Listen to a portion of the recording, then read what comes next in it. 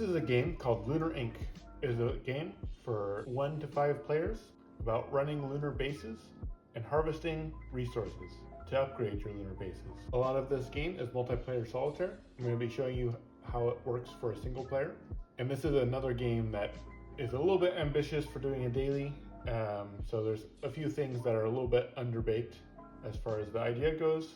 I wanted to show the parts that I like the best. In this game, each player will start with a lunar base and 6 tiles around the lunar base, 1 on each side. In this game, there are 4 main resources that can be found on the moon.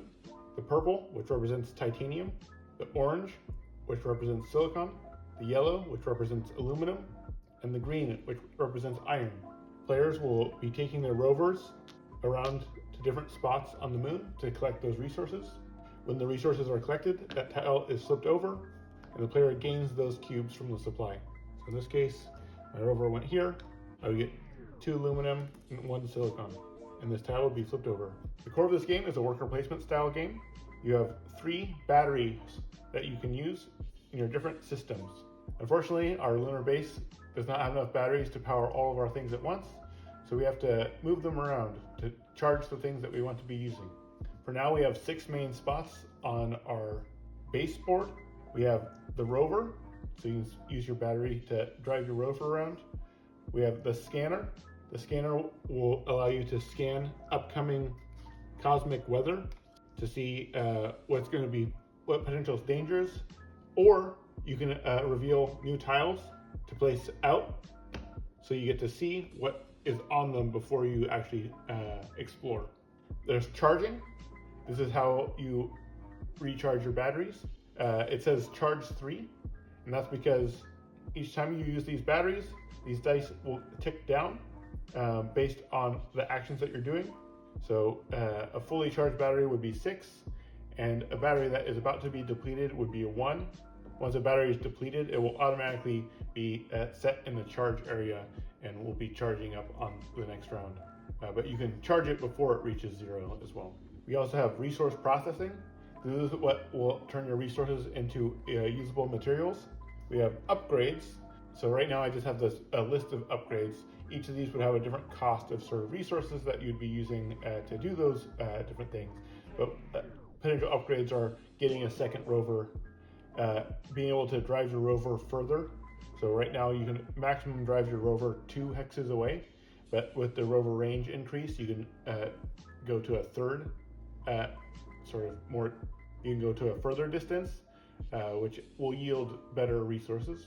Charge efficiency. So this improves how much your batteries will charge when they are charging. An additional charge slot. So you can charge multiple batteries at once. Additional battery. So that gives you more batteries to work with.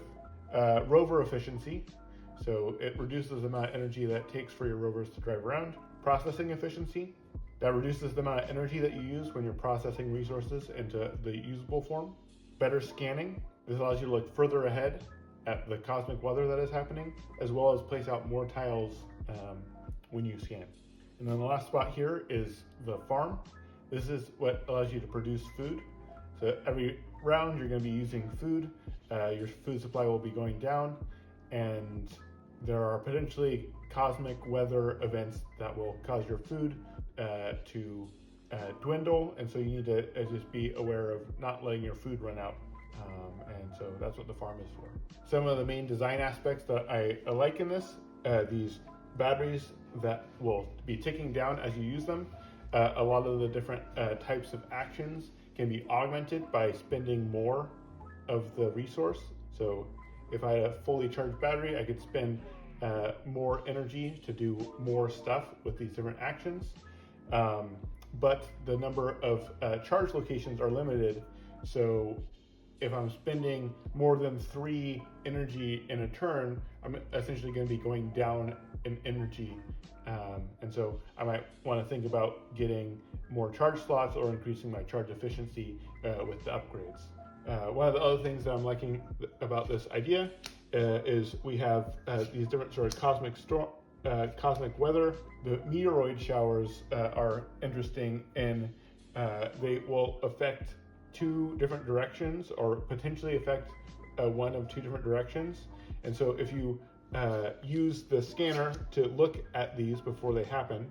You can sort of know where these meteoroids are going to be coming down, and what these meteoroids do is they will reset the hexes in that area. So for example, let's say I had harvested this, I got my resources.